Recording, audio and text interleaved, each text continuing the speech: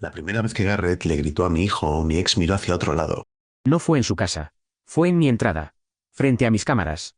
Y esa fue la parte que él no calculó. Me llamo Phil, padre divorciado, 34 años, 2 hijos, una custodia 50 y 50 que durante años fue tan tranquila que daba sueño. Caleb tenía 8. Nora acababa de cumplir 6. Cambios de casa, horarios, escuela, citas médicas, todo por una aplicación de coparentalidad. Seco, limpio, sin drama, hasta que Laurie empezó a salir con Garrett. Ya empezamos con el villano. No. El villano se presentó solo. Yo solo puse la cámara a grabar. Antes de eso, mi vida era bastante normal. Trabajo como coordinador de mantenimiento de flota para una empresa de mensajería cerca de Columbus. Si una furgoneta hace un ruido raro, si una pieza falla, si alguien olvida anotar algo en el registro, termina en mi escritorio. Mi trabajo es encontrar patrones antes de que algo se rompa en la carretera. No es elegante. No impresiona en una primera cita. Pero paga las cuentas, y soy bueno en eso. Llevo 7 años ahí. Ver fallas pequeñas antes de que se vuelvan caras era, literalmente, mi oficio. Laurie y yo nos separamos hacía unos 3 años. No hubo infidelidad. No hubo gritos en la cocina. No hubo una escena de película con maletas tiradas en la acera. Solo dejamos de funcionar. Qué cómodo suena cuando lo cuentas tú. Sonaba peor cuando lo vivíamos. Éramos 2 personas sentadas en la misma mesa, comiendo la misma cena, sin una sola cosa real que decirse. Durante 1 año y medio nos quedamos ahí, como muebles que todavía están en la casa porque nadie tiene energía para moverlos. Recuerdo un sábado. Laurie estaba en la sala con el celular. Yo estaba viendo un partido. Caleb nos pidió jugar un juego de mesa. Los dos dijimos ahora vamos al mismo tiempo, sin mirarnos. Y en ese segundo pensé, listo, estos somos. 2 adultos compartiendo hipoteca, wifi y un niño que todavía cree que estamos presentes. Hicimos la separación con mediador. Sin guerra. Acordamos custodia compartida de Caleb y Nora. Yo alquilé una casa de 3 habitaciones a unos 10 minutos de la de Laurie. Revestimiento marrón, patio chico, garaje separado. Nada de revista. Pero tenía buena cocina, espacio para los niños y una habitación para cada uno. Para mí, eso era suficiente. Durante los 2 primeros años funcionó. Yo tenía a los niños de domingo por la noche a jueves por la mañana. Laurie los tenía desde el jueves después de la escuela hasta el domingo en la tarde. Los festivos los alternábamos. Los mensajes eran cosas prácticas. Hora de recogida, cita con el pediatra, boletines. Fríos, sí, pero respetuosos. Nunca tuve un problema con Laurie como madre. Era organizada, puntual, atenta con la escuela. No éramos amigos, pero éramos funcionales. A veces, después de un divorcio, funcional ya se siente como un milagro pequeño. Hace unos 8 meses, Caleb mencionó durante la cena que el amigo de mamá estaba mucho en la casa. Dijo que se llamaba Garrett y que tenía una camioneta muy ruidosa. No lo interrogué. Los niños no son informantes. No están ahí para traer reportes del otro hogar como si fueran empleados de una empresa rota. Ah, qué bien, hijo. Eso dije. Y cambié de tema. Para ser claro, no me molestaba que Laurie saliera con alguien. Yo también había visto a alguien por un tiempo. No funcionó, pero no viene al caso. La vida sentimental de Laurie no era asunto mío mientras no tocara a mis hijos. Al principio, no parecía tocarlos. Luego empezó el cambio. No fue una escena grande. Fue una serie de cosas pequeñas.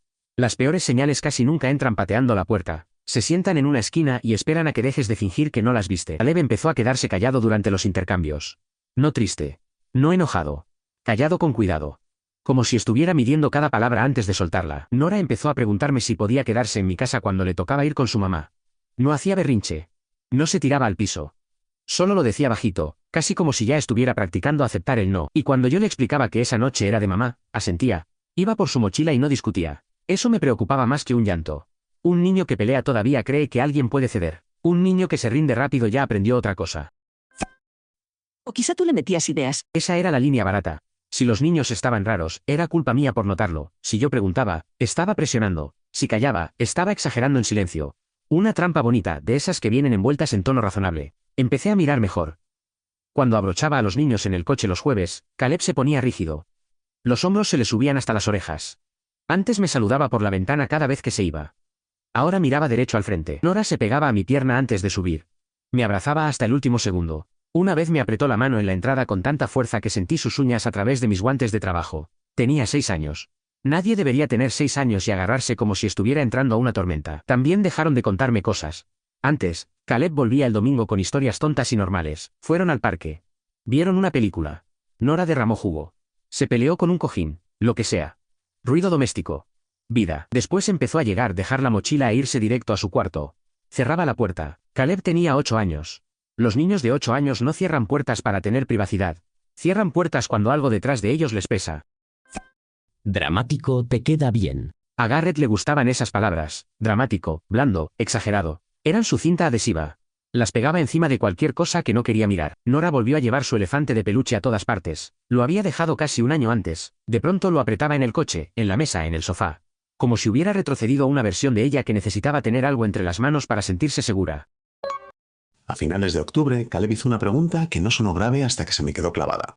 Estaba haciendo tarea en la mesa de la cocina. Yo lavaba unos platos. Le pregunté cómo iban las cosas en casa de su mamá. Lo hice casual, sin inclinarme encima de él, sin tono de detective. ¿Todo bien por allá? Dijo que sí. Siguió escribiendo. Pasaron unos segundos. Luego levantó la vista y me preguntó si Garrett vivía con ellos ahora. Sentí que el estómago se me bajaba. Pero mantuve la cara tranquila. Cuando un niño te entrega algo así, no puedes recibirlo con pánico. Si lo haces, la próxima vez se lo guarda. No lo sé. ¿Por qué preguntas? Me dijo que Garrett siempre estaba ahí. Y que se enojaba mucho. ¿Enojado cómo? Caleb se encogió de hombros. Dijo que enojado fuerte. Con gritos. Eso fue todo. Volvió a la tarea. Yo no seguí. Quería preguntarle 20 cosas. ¿Quién? ¿Cuándo? ¿Qué dijo? ¿Dónde estaba Laurie? Si Nora estaba cerca. Si Garrett le había puesto una mano encima. Todas esas preguntas me subieron a la boca como ácido, pero no las hice. Porque si presionaba, Caleb iba a aprender que contarme algo lo llevaba directo a un interrogatorio. Y yo necesitaba que confiara en mí, no que se protegiera de mí también. Los 2 días siguientes pensé en escribirle a Laurie. Pensé en pedirle explicaciones. Pensé en preguntarle más a Caleb. Pensé en presentarme en su casa y hacer todo mal en menos de 30 segundos. Pero esto es lo que nadie te explica bien sobre ser un padre divorciado. Cada movimiento se puede volver contra ti. Dices algo con demasiada fuerza y ya eres controlador. Preguntas demasiado y ya eres celoso. Te preocupa si alguien lo traduce como resentimiento. A veces la preocupación también controla. Sí. Y a veces esa frase se usa para no contestar una pregunta simple. Había visto a tipos del trabajo caer en esa trampa. Un mensaje mal escrito, una discusión en la entrada, una reacción que alguien graba sin contexto. De pronto, el adulto que está intentando proteger a sus hijos queda como el problema. Así que hice lo que hago con las furgonetas. Documenté. Compré una libreta barata. La guardé en el cajón de mi mesa de noche. Anoté fechas, comportamientos, frases exactas de los niños. Sin adornos. Sin teorías. Sin escribir Garrett es un monstruo en mayúsculas como si eso sirviera de prueba. Solo hechos. Caleb nos saludó por la ventana. Nora pidió quedarse. Caleb preguntó si Garrett vivía ahí. Caleb dijo que Garrett se enoja con gritos. Mi compañero Hank me vio escribiendo en el almuerzo. ¿Qué? Ahora eres poeta. Cerré la libreta. Come tu sándwich de pavo, Hank. A principios de noviembre compré un timbre con cámara Ring y una segunda cámara para poner en el garaje. Una apuntaba al porche y la entrada. La otra cubría la entrada desde otro ángulo y parte de la calle. La lógica era simple. Los intercambios pasaban en mi propiedad. Si algo ocurría ahí, quería verlo. No quería memoria contra memoria. Quería hora, imagen y sonido. Y aclaro esto porque siempre aparece alguien dispuesto a hacerse el abogado de Internet. No estaba grabando la casa de Laurie. No estaba siguiendo su coche. No estaba espiando ventanas. Mis cámaras estaban en mi casa, apuntando a mi entrada y mi jardín delantero. Legal. Aburrido. Exactamente como debe verse una buena prueba. También se lo dije a Laurie por la aplicación. Instalé cámaras de seguridad en casa, solo para avisarte. Ha habido robos de paquetes en el barrio. Respondió con una frase corta. Está bien. Gracias por avisar. Y ya, las primeras 2 semanas no pasó nada. Intercambios normales. Laurie llegaba. Los niños subían o bajaban. Yo saludaba. Ella se iba. Garrett no aparecía. Parte de mí quería creer que yo había leído mal todo, que los niños estaban cansados, que el divorcio les pegaba por etapas, que mi cabeza estaba haciendo conexiones donde no las había, pero los patrones no desaparecen porque uno les ponga nombres suaves. El jueves antes de Acción de Gracias, Garrett apareció por primera vez en mi entrada. Laurie llegó a recoger a los niños pero no iba manejando. Manejaba él. Camioneta plateada enorme, demasiado limpia para haber cargado algo más pesado que su ego. Laurie iba en el asiento del pasajero, mirando el celular. Salí con Caleb, Nora y sus mochilas. Garrett bajó primero. Fornido, como de 1,78 m, corte militar. Gafas envolventes subidas en la cabeza, aunque hacía frío. Tenía esa energía de hombre que no entra a un lugar. Lo invade. Se para muy cerca. Habla muy fuerte. Necesita que todos sepan que está ahí. Se llama presencia. Se llama inseguridad con camioneta. Pero en ese momento no dije nada. Garrett ni me saludó. Se quedó junto a la camioneta con los brazos cruzados, como portero de un club al que nadie pidió entrar. Laurie tampoco levantó la mirada. Bien. Yo no estaba ahí para hacer amigos. Solo quería entregar a mis hijos sin convertir una entrada en un ring. Metí las bolsas en el asiento trasero. Caleb intentó subir. La mochila se le resbaló. Cayó al suelo y se salieron una carpeta, unos crayones y su botella de agua. Cosas de niño. Gravedad haciendo su trabajo. Antes de que yo pudiera agacharme, Garrett explotó. ¿En serio? Recoge eso. Caleb se quedó congelado. Siempre lo mismo. Todo se te cae. ¿Qué te pasa? Fue un grito, directo a mi hijo, en mi entrada, con Nora encogiéndose contra la puerta de la camioneta. Alto. ¿Qué? Se le cayó la mochila. No. Eso es falta de respeto. Se cayó una carpeta y unos crayones. No una amenaza nacional. Ah, claro. Tú lo conviertes todo en chiste. No. Tú acabas de gritarle a un niño de 8 años por una botella de agua. Alguien tiene que poner orden. No estamos en tu casa. Pero sí estoy lidiando con tus hijos. No. Estás gritándole a uno. Esa frase le cambió la cara. No mucho. Lo suficiente. La clase de hombre que vive empujando no soporta cuando alguien le pone el pie justo en la línea.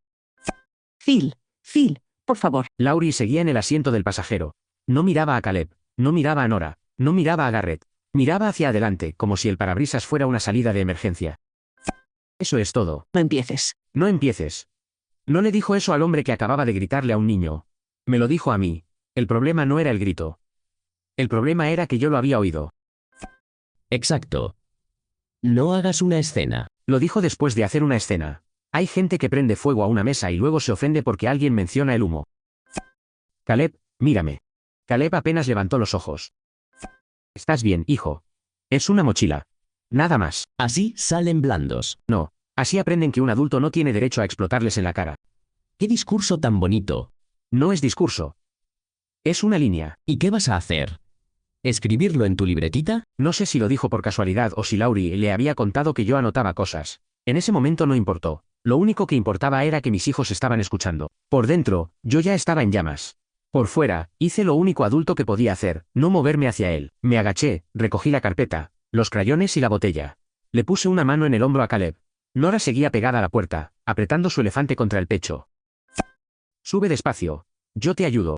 Claro, rescátalo de una mochila. Si lo único que tienes para demostrar autoridad es burlarte de un niño, no es autoridad. Garrett sonrió sin humor. Tú eres muy bueno quedando como el papá perfecto. Y tú eres muy rápido quedando grabado. Ahí levantó la vista. Por fin vio la cámara del timbre. Luego miró la del garaje. Fue medio segundo, pero lo vi.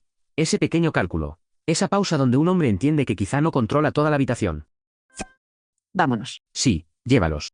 Abroché a Nora. Revisé el cinturón de Caleb. Cerré la puerta despacio. Laurie seguía sin decirle una palabra a Garrett. Ni una corrección.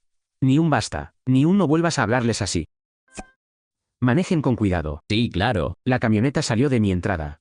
Me quedé mirando las luces traseras hasta que doblaron la esquina.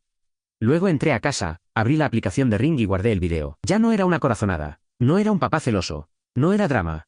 Era un archivo de video. Garrett había gritado. Caleb se había quedado helado. Nora se había encogido. Y Laurie, sentada al lado, lo había visto todo sin hacer absolutamente nada. Cuando la camioneta dobló la esquina, mi entrada volvió a quedarse vacía. El video, no. Cerré la puerta de la camioneta. Ellos se fueron.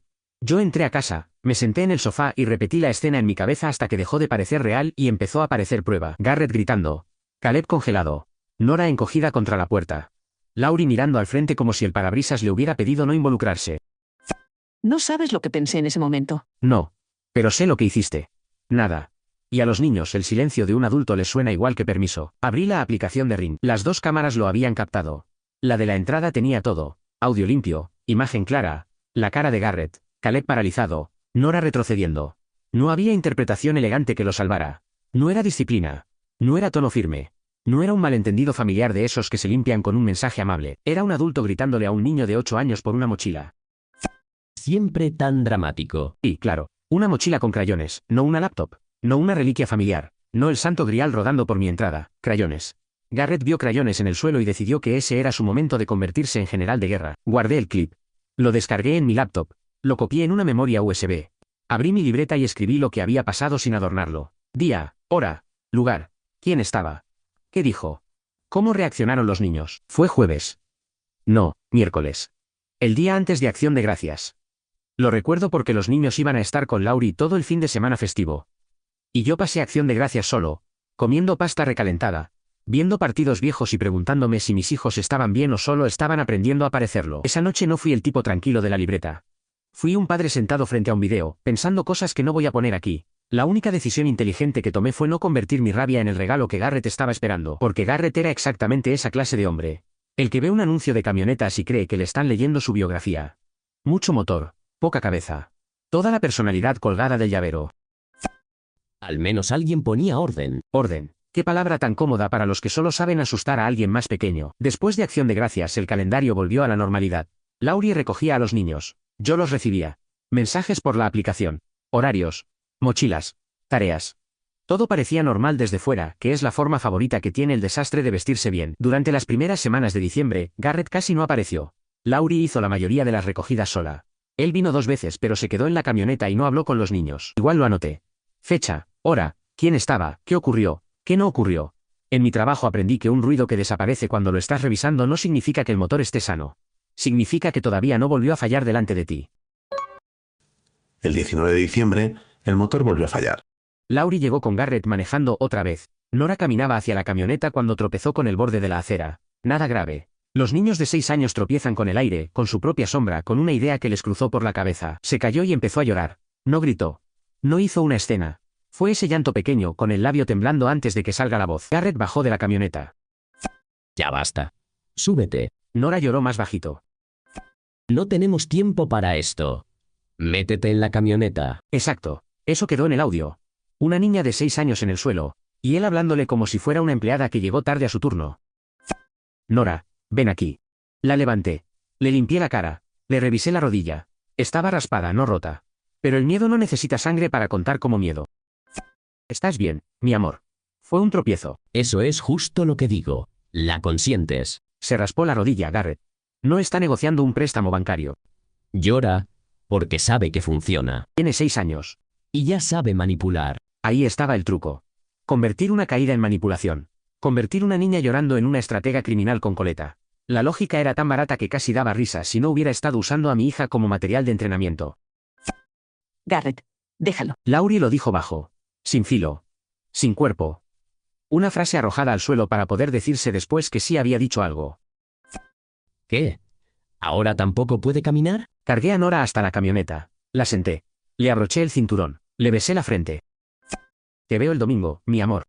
Caleb estaba al otro lado del asiento, callado, mirando sus zapatos. No miraba a Garrett.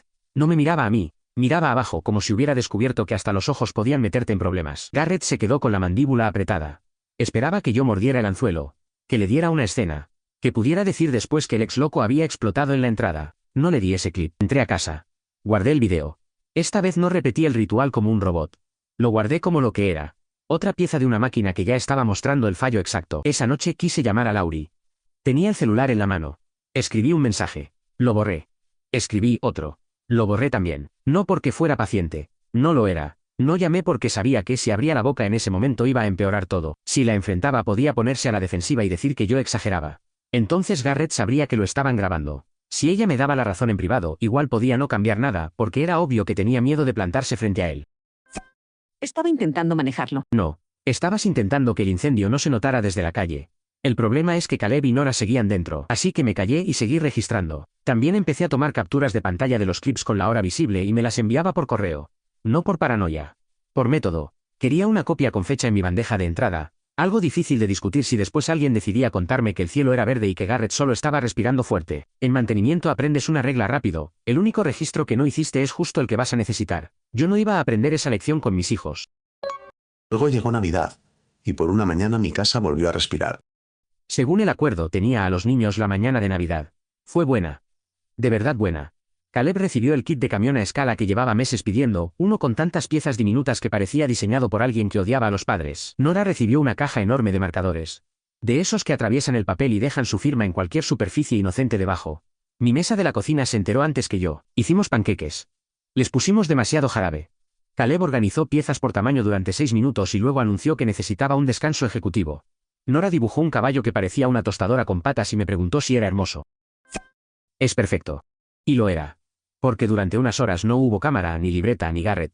Solo mis hijos con pijamas arrugadas, dedos pegajosos y una casa que sonaba como se supone que debe sonar una casa. Esa tarde me tocaba llevarlos a casa de Laurie para la segunda mitad de Navidad.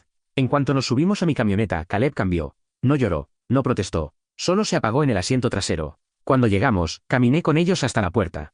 Garrett abrió. Estaba en el marco como si la casa llevara su apellido. No dijo Feliz Navidad. No dijo hola. No dijo gracias. Solo se hizo a un lado para que los niños entraran.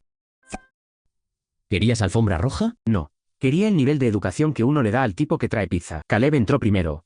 Nora después. Caleb miró hacia atrás una sola vez. Una mirada corta.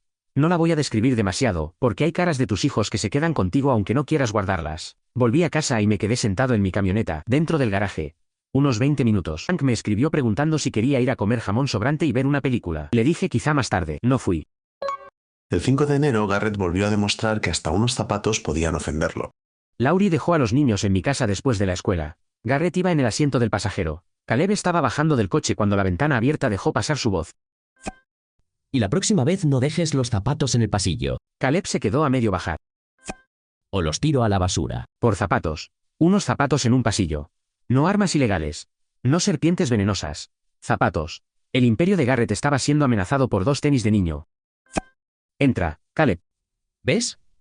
Ni responde. Caleb, adentro. Claro, corre con papá. No reaccioné. No ahí. No con los niños entre la ventana y yo. Los llevé adentro. Preparé espagueti, el favorito de Caleb. Nora dibujó sobre papel grueso, porque mi mesa ya había sufrido bastante. Caleb comió poco, pero comió. Cuando se durmieron, me senté en la mesa de la cocina con la libreta y los videos de los últimos 2 meses. Video 1. Garrett gritando por una mochila. Video 2. Garrett apurando a una niña que acababa de caerse. Video 3. Garrett abriendo la puerta en Navidad sin una sola palabra normal. Video 4. Garrett amenazando con tirar los zapatos de Caleb a la basura. Si eso era disciplina, era curioso que mis hijos se vieran más pequeños cada vez que él la aplicaba. Ahí entendí algo simple. Si yo seguía esperando a que Laurie reaccionara, Caleb y Nora iban a seguir pagando la cuenta. Ya no estaba reuniendo pruebas por si acaso. El por si acaso ya había pasado. Suficiente. Quiero detenerme un segundo en Laurie, porque importa. Sí, ella estaba viendo a ese hombre ladrarles a sus hijos y no hacía nada.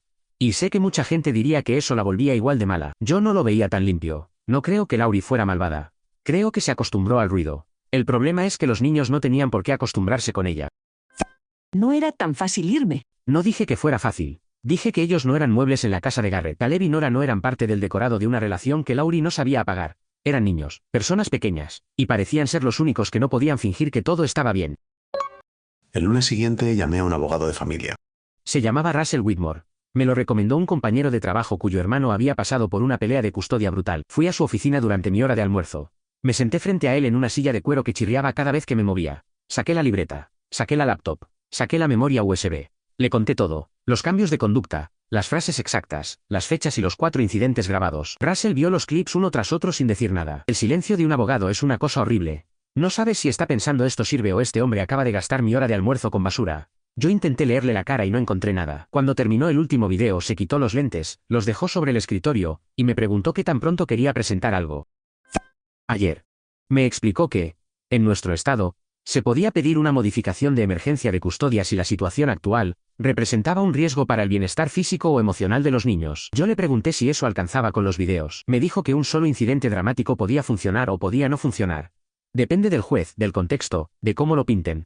Pero un patrón documentado era otra cosa. La mochila, la caída, la Navidad, los zapatos, fechas, horas, frases exactas. Video corroborando cada punto. No era un mal día. Era una secuencia. Y las secuencias son más difíciles de maquillar. Me hizo preguntas muy concretas. ¿Cuánto tiempo llevaba Garrett cerca? Si los niños habían dicho algo específico. Si sus notas habían cambiado. Si había señales físicas, moretones, marcas, algo que indicara abuso físico. Contesté sin inflar nada. No había visto moretones. No había marcas. No iba a inventar una lesión para ganar más rápido. Pero los cambios de conducta estaban ahí. Caleb se cerraba. Nora volvía al peluche. Los dos se tensaban antes de irse. Y todo estaba empeorando. Russell me pidió un anticipo que me hizo mirar el número 2 veces. Firmé igual. Hay gastos que duelen cuando los pagas. Y hay gastos que te persiguen si no los pagas. Presentamos la moción el 21 de enero. Yo esperaba guerra. Esperaba que Laurie contratara abogado, presentara una contramoción y me pintara como el ex obsesivo con cámaras. Ya podía escuchar el paquete completo, controlador, celoso, resentido, incapaz de aceptar que ella siguió adelante. No puedes negar que parecías obsesionado. Claro. 4 videos, 2 niños asustados y una libreta. ¡Qué locura! Casi llamo al circo para reservar carpa. Lo tuyo era pura actuación. Y lo tuyo quedó en alta definición. Me preparé para meses de acusaciones. Para que Garrett dijera que solo intentaba educar. Para que alguien con cara seria me explicara que gritar por crayones era una diferencia de estilos parentales. Pero no recibí una guerra, recibí una llamada. Laurie me llamó la noche después de recibir los papeles. Estaba llorando. No gritando. Llorando de verdad. Lo primero que dijo fue: Lo sé. Me quedé callado. Lo sé, Phil. Lo sé. ¿Qué sabes? Pixama. Necesito que digas exactamente qué está mal. Garrett. La palabra salió rota, pero salió. ¿Garrett qué? La forma en que les habla. La forma en que se pone. También dentro de la casa. Sí. Ahí mi mano se cerró alrededor del teléfono. ¿Qué significa sí? Gritos. Amenazas. Golpes en las puertas. No a ellos, pero cerca. Demasiado cerca. Cerré los ojos. No para escapar. Para no decir lo primero que me subió a la boca. ¿Caleb y Nora están seguros ahora mismo, sí o no? Phil, ¿Sí o no? no lo sé. Esa respuesta fue peor que un no. Un no todavía tiene forma. No lo sé, es una puerta abierta con tus hijos al otro lado. Caleb volvió a mojar la cama. Caleb no mojaba la cama desde los 4 años. Nora tiene pesadillas. Se despierta llorando. Me pide dormir conmigo. Parte de mí quería preguntarle por qué demonios no me lo dijo antes. Parte de mí quería gritarle que se había sentado en mi entrada y había mirado hacia otro lado mientras Garrett le gritaba a nuestro hijo por una mochila. Parte de mí quería sacar cada factura emocional y ponerla sobre la mesa. Todas esas partes tenían razón, pero ninguna iba a sacar a los niños de esa casa más rápido. Garrett está ahí ahora. No, salió. Bien, no le enseñes los papeles. No hables de la moción con él. No intentes explicarle nada a solas. Tengo miedo. La frase llegó tarde, pero llegó. Entonces deja de tratarlo como una discusión de pareja. Esto ya es seguridad. No sé qué hacer. Primero, los niños. Después, todo lo demás. Phil, yo no quería que pasara esto. Pero pasó. Yo pensé que podía controlarlo. No pudiste. Lo sé. Entonces no lo disfraces más. Hubo silencio al otro lado. No era un silencio limpio. Era de esos silencios donde alguien por fin entiende que el cuento que se estaba contando ya no tapa los hechos. Miré la libreta abierta sobre la mesa. Fechas. Horas. Frases. La memoria USB junto a la laptop. Capturas en mi correo. Todo lo que durante semanas había parecido excesivo ahora era la única pared firme que tenía. Vamos a resolverlo. Pero los niños van primero. Está bien. No la consolé como esposo. Ese hombre ya no existía. Tampoco la ataqué como enemigo, porque eso solo habría hecho ruido. Y ruido ya había demasiado en esa historia. Esa noche dormí poco. Pero por primera vez en meses no necesitaba convencer a nadie de que mis hijos tenían miedo. Las pruebas no se encogen cuando Garrett levanta la voz. La resolución no se sintió como ganar. Se sintió como que alguien confirmara que el incendio había sido real. Laurie no peleó la modificación de custodia. Su abogado y Russell trabajaron los términos sin convertirlo en una guerra. Laurie tendría visitas supervisadas los fines de semana alternos. No porque fuera una mala madre. No porque el tribunal quisiera castigarla por existir. Sino porque, mientras Garrett siguiera cerca, nadie podía garantizar que Caleb y Nora estuvieran seguros. Yo no quería perder a mis hijos. No los perdiste por una firma. Los estabas perdiendo cada vez que Garrett levantaba la voz y tú bajabas la mirada. Creo que aceptó porque, en el fondo, estaba aliviada. Y eso me dio pena. También me dio rabia. Porque el alivio de ella llegó después del miedo de ellos. La audiencia fue el 11 de febrero. Me presenté con mi mejor pantalón caqui y una camisa de botones que no usaba desde la boda de mi primo. Russell me había dicho que me vistiera como lo que era, un papá aburrido y confiable. Sus palabras. No me ofendí. A esa altura, aburrido y confiable sonaban mejor que fuerte, intenso o ganador. Los niños no necesitaban un héroe con mandíbula apretada. Necesitaban un adulto que llegara a tiempo y trajera pruebas. Laurie estaba ahí. Se veía agotada. No enojada. No combativa. Cansada de una forma que no se arregla con café. Su abogado estaba sentado a su lado y no objetó nada de lo que Russell presentó. Russell tenía los 4 videos preparados en una laptop conectada a un monitor que la jueza podía ver desde el estrado. Los clips estaban en orden. Fechas. Horas. Índice. Todo. Yo había llevado una libreta de tienda barata. Russell la convirtió en algo que podía respirar dentro de un tribunal. Mucha libreta para tan poco hombre. Y aún así, con tan poco hombre te alcanzó para perder acceso a mi casa. Pusieron el primer video. Garrett gritándole a Caleb por la mochila. Yo miraba la pantalla, pero por dentro estaba otra vez en la entrada, viendo a mi hijo congelarse. Mi mano se cerró sobre mi rodilla. No me di cuenta hasta que me dolieron los dedos. Pusieron el segundo video.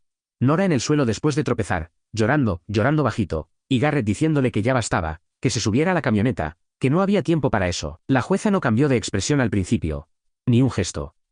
Ni una ceja. Tenía esa cara de persona que ya vio demasiados adultos entrar a una sala intentando llamar disciplina a lo que en realidad era miedo con zapatos. Era firmeza. Firmeza es levantar a una niña que se cayó. Tú viste una rodilla raspada y actuaste como si Nora estuviera saboteando una misión militar. ¡Qué épico! Un general contra una niña de 6 años y una acera. En el video de Nora, la mandíbula de la jueza se tensó apenas. Fue mínimo. Pero yo lo vi. Tal vez porque llevaba meses mirando detalles pequeños. Hombros que subían. Puertas que se cerraban. Niños que dejaban de hablar. Pusieron el tercer video. Navidad. Garrett abriendo la puerta como si fuera dueño de la casa y de todo lo que respiraba dentro. Ni feliz Navidad. Ni hola. Ni gracias. Solo hacerse a un lado y dejar que los niños entraran. Pusieron el cuarto video. Garrett en el asiento del pasajero, diciéndole a Caleb que si volvía a dejar los zapatos en el pasillo, los iba a tirar a la basura. Por zapatos. 2 tenis de niño. No dinamita. No una amenaza nacional. Zapatos. El imperio de Garrett, una vez más, al borde del colapso por culpa de objetos escolares y calzado infantil. Tú lo haces sonar ridículo. No tuve que hacer nada. Tú trajiste el guión y la cámara hizo de secretaria. Cuando terminó el cuarto clip, la jueza cerró los ojos un segundo. Luego se quitó los lentes y los dejó sobre el estrado. La sala quedó tan callada que se escuchaba la ventilación. Ese zumbido frío de edificio público donde nadie se mueve porque todos entienden que algo acaba de quedar claro. La jueza era una mujer mayor. Seca. Sin paciencia para juegos. La clase de persona que no necesita levantar la voz porque ya trae autoridad incorporada. Miró directamente a Laurie y preguntó si ese hombre todavía tenía contacto con los niños. No. La voz de Laurie tembló, pero no se rompió.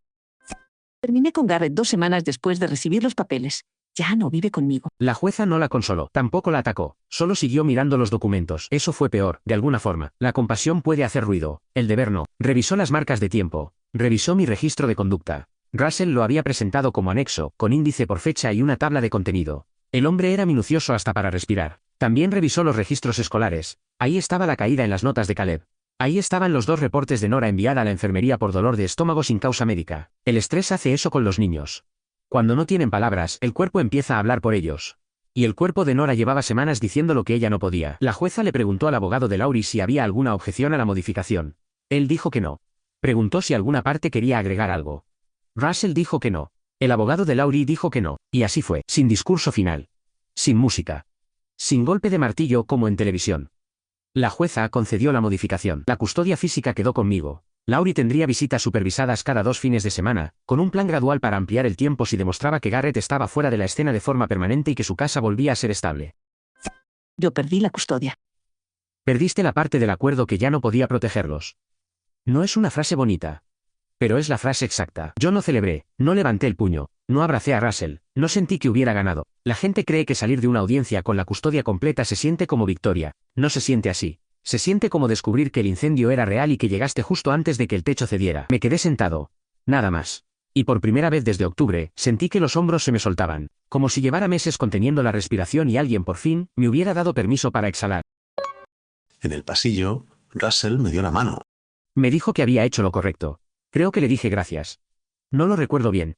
Mi cabeza estaba en esa niebla rara que aparece cuando llevas horas funcionando con adrenalina y de pronto tu cuerpo ya no sabe qué hacer con el silencio. Me senté en mi camioneta, en el estacionamiento del tribunal, un rato largo antes de manejar a casa. Llamé a mi mamá. Ella lloró. Yo casi también. Me contuve porque estaba en un estacionamiento público, lo cual suena absurdo, pero así funciona el orgullo cuando ya no sirve para nada y aún así se queda sentado contigo. Mi mamá dijo que estaba orgullosa de mí.